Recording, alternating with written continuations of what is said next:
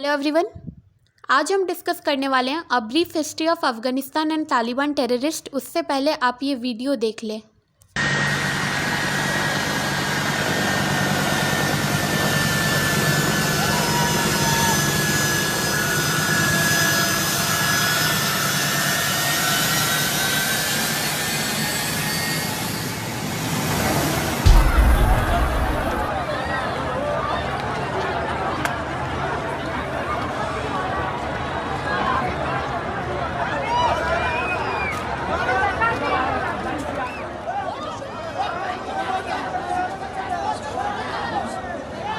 ये वीडियो है अफ़गानिस्तान का और आज के टाइम में हमें पता है कि अफ़गानिस्तान में तालिबान टेररिस्ट ग्रुप ने पूरे अफ़गानिस्तान को अपने कब्जे में कर लिया है। लोग तालिबान के डर से अफ़गानिस्तान को छोड़ के भाग रहे हैं।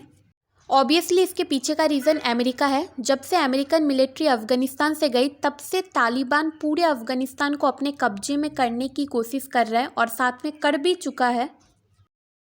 तो आज हम इस वीडियो में डिस्कस करेंगे और साथ में समझने की कोशिश करेंगे कि तालिबान टेररिस्ट ग्रुप का उदय कैसे हुआ और साथ में एक ब्रीफ हिस्ट्री भी देखेंगे अफ़गानिस्तान का आफ्टर इंडिपेंडेंस के बाद।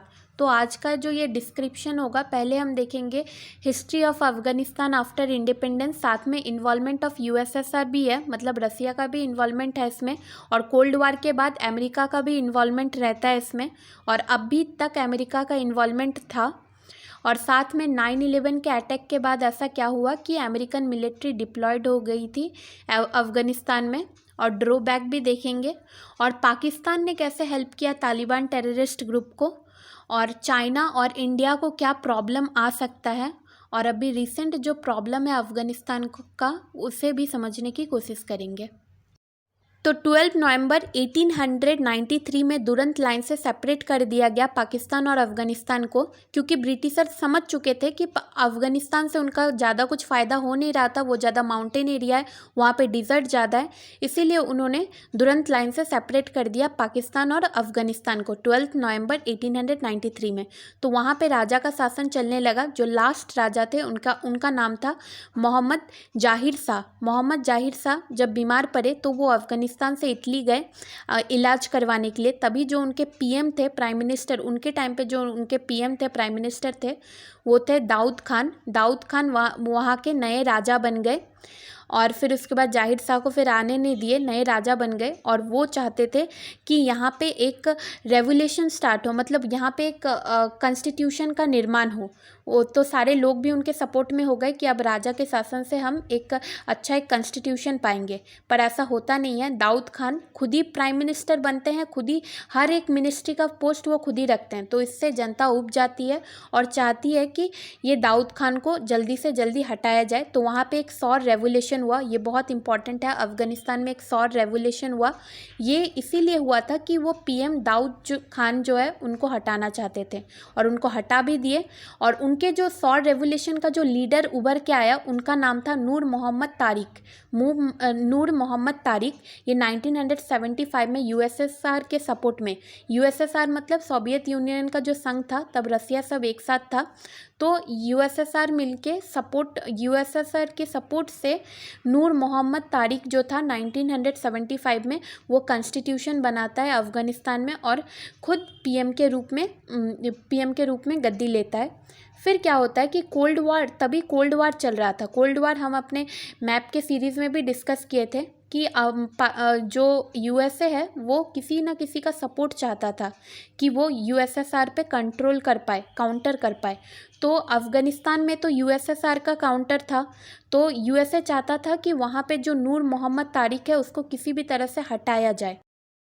तो उस वक्त क्या था, नूर मोहम्मद तारिक पूरा मॉडर्नाइजेशन ला रहा था अफ़गानिस्तान में, स्कूल खोल रहा था, कॉलेज खोल रहा था, फीमेल का जो ड्रेसअप था वो भी चेंज करने के वो सपोर्ट में था, और साथ में फीमेल को एजुकेशन दिया जाए, वो बाहर निकल के काम करे। तो ये पूरी तरीके से ये काम कर रहा था नूर मोहम्मद तारिक। किसके सपोर्ट में? यूएसएसआर के सपोर्ट में।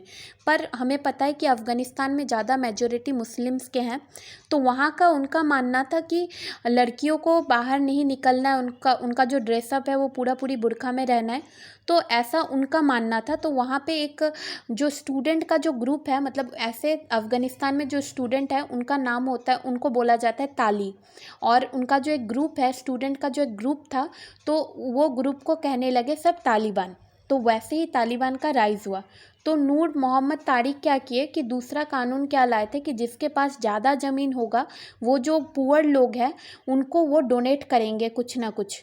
तो ऐसा अफ़गानिस्तान के लोगों का मानना नहीं था। उनका मानना ये था कि ऊपर वाले ने जिसको अमीर बनाया वो अमीर ही रहेगा, जिसको गरीब बनाया वो गरीब ही बनाएगा, इसको कोई चेंज नहीं कर सकता, उनका ऐसा मानना था।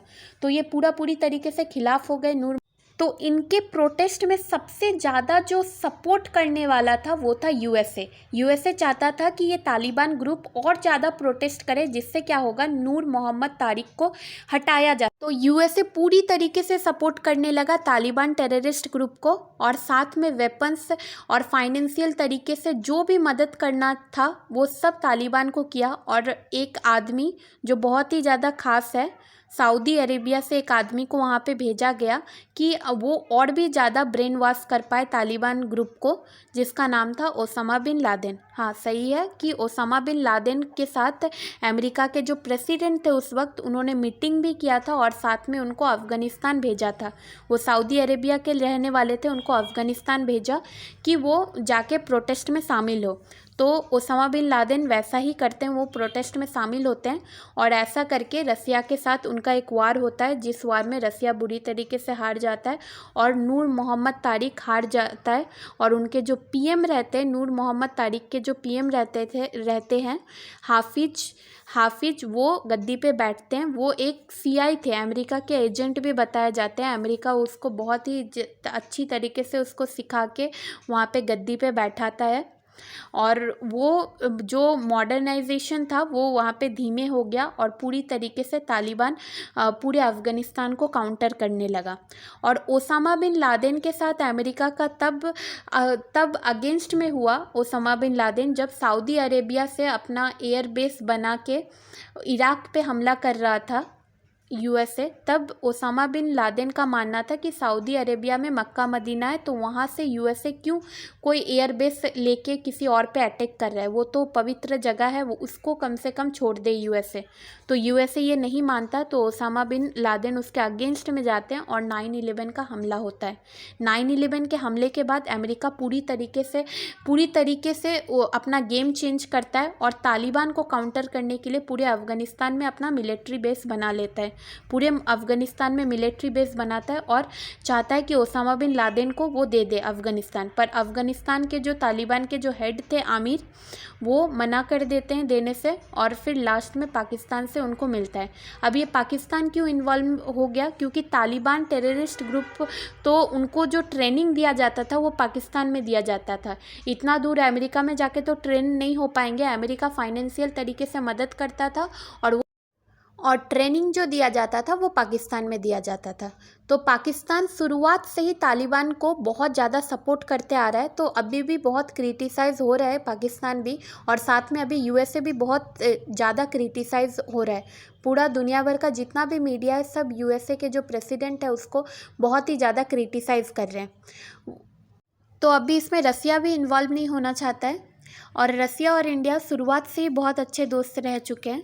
तो अब भी रसिया का मानना यह है कि इंडिया का सपोर्ट अभी रसिया नहीं करने वाला, अगर इंडिया कुछ अफ़गानिस्तान के बारे में बोलता भी है तो। क्योंकि अभी हमें पता है कि ये जो अगस्त का महीना है वो यूएनओ का जो अभी हेड है, अभी वो इंडिया है। मतलब एक महीना के लिए हर नॉन परमानेंट मेंबर यूएनओ का हेड होता है। तो अभी के लिए इंडिया हेड है और इंडिया अफ़गानिस्तान का मुद्दा उठाता है। इसके कारण रसिया बोलता है कि अभी हम इस मामले में कोई इन्वॉल्वमेंट नहीं चाहते हैं। और चाइना का क्या प्रॉब्लम हो सकता है कि चाइना का जो बॉर्डर अफ़गानिस्तान के साथ टच होता है, उस एरिया में ही रोहिंग्या, और हमें अच्छी तरीके से पता है कि चाइना रोहिंग्याज मुस्लिम के ऊपर कितना अत्याचार करता है। तो चाइना को इस बात का भी डर है कि अफ़गानिस्तान का वो अगर प्रोटेस्ट किया तो रोहिंग्याज मुस्लिम के खिलाफ तालिबान ग्रुप खड़े होंगे। तो ये भी एक पॉइंट है जिससे चाइना को भी प्रॉब्लम हो सकता है। और इंडिया का भी कुछ प्रॉब्लम ये है कि वहाँ पे हमारा सलमा ब्रिज है, हमने वो सलमा ब्रिज बनाया है जहाँ से हाइड्रो पावर इलेक्ट्रिसिटी का जनरेट होता है। और साथ में वहाँ पे जो कॉन्स्टिट्यूशन हाउस है वो भी इंडिया के द्वारा ही बनाया गया है, तो वो भी डिस्ट्रॉयड कर रहे हैं। So this is the end of this lecture. I hope you all like this. If you like this video, then please like and subscribe my channel. Thank you.